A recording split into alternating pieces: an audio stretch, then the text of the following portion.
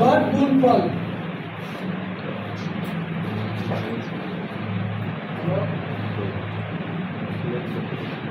অধ্যায় নাম ভেক্টরের ডট গুণফল।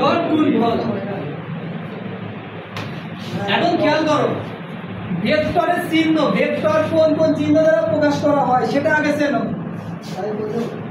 ভেক্টরকে এই রকম তীর চিহ্ন দ্বারা প্রকাশ করা হয়, ভেক্টরকে ক্যাপ দ্বারা প্রকাশ করা হয়, ভেক্টরকে নিচে ছোট দাগ দ্বারা প্রকাশ করা হয়। হ্যাঁ, পদার্থে তো আছে এগুলো, পদার্থের প্রথম অধ্যায় তো আছে। শুধু একটা দাগ, নিচে একটা করে দাগ থাকলে সেটাও ভেক্টর, উপরে তীর চিহ্ন থাকলে সেটাও ভেক্টর, উপরে ক্যাপ থাকলে সেটাও ভেক্টর। তাহলে এই তিনটা হলো ভেক্টর চিহ্ন। কিন্তু এখানে কি উল্লেখ আছে? ভেক্টর পরস্পর লম্ব। যেহেতু ভেক্টর দল পরস্পর লম্ব,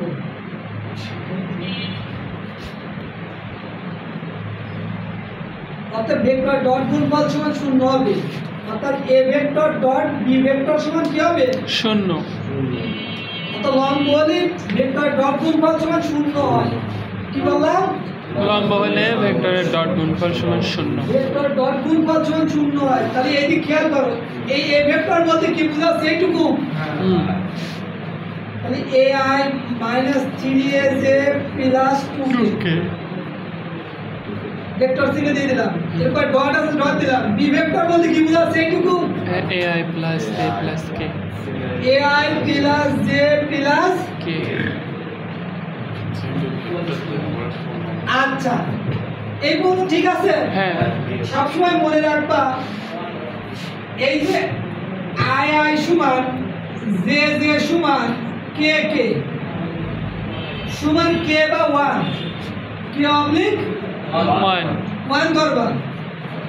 মনে করো যে এই আই আই হোল স্কয়ার হয় না, জে জে হোল স্কয়ার হয় না, কে কে হোল স্কয়ার হয় না, এই টোটালটার মান হলো ধ্রুব সংখ্যা। বুঝতে পারছো? তার মানে যখন আমরা আই আই আর আই এর সাথে আই গুণ করি তখন ওটা বাদ হয়ে যাচ্ছে। কি বললাম? বাদ। তাহলে সংখ্যার সাথে খালি সংখ্যার গুণ হবে, খালি এই এর সাথে এর গুণ হবে, কিন্তু এই আই আই কি হবে? বাদ। বাদ। বুঝতে পারছো? তাহলে এখানকার প্রথমটার সাথে এখানকার প্রথমটা, এখানকার দ্বিতীয়টার সাথে এখানকার দ্বিতীয়টা, এখানকার তৃতীয়টার সাথে এখানকার তৃতীয়টা গুণ করবে। যেহেতু মাঝখানে ডট আছে গুণ, হ্যাঁ, তাহলে এর সাথে এর গুণ করলে কি হয়? Square. A square I I বাদ। এখানে জে আছে, এখানে জে আছে, তাহলে জে জে বাদ হয়ে যাবে। এখানে জে সব কিছু নাই মানে 1, আর এখানে জে সব কত? -3। তাহলে -3 এর সাথে 1 গুণ করলে কি হয়? -3। এবার এখানে কি আছে? কি আছে? কে কে বাদ। এখানে 2 আছে, আর এখানে কিছু নাই মানে +1। আর 2 এর সাথে 1 গুণ করলে কত হয়? 2।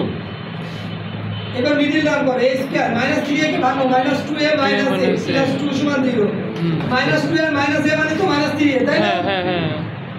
এই দুটোর মধ্যে a কমন নিলে a - 2 থাকে, এই দুটোর মধ্যে -1 কমন নিলে a - 2 থাকে। এটা তো আর বোঝানোর দরকার নাই, তাই না? একদম সবাই জানে। হ্যাঁ। a - 2 a - 2 এক দুটো থেকে একটা নিলাম, আরে a -1 পড়ে আছে, হয় অথবা তাহলে আমরা লিখবো হয় a - 2 সমান 0 অথবা a - 1 সমান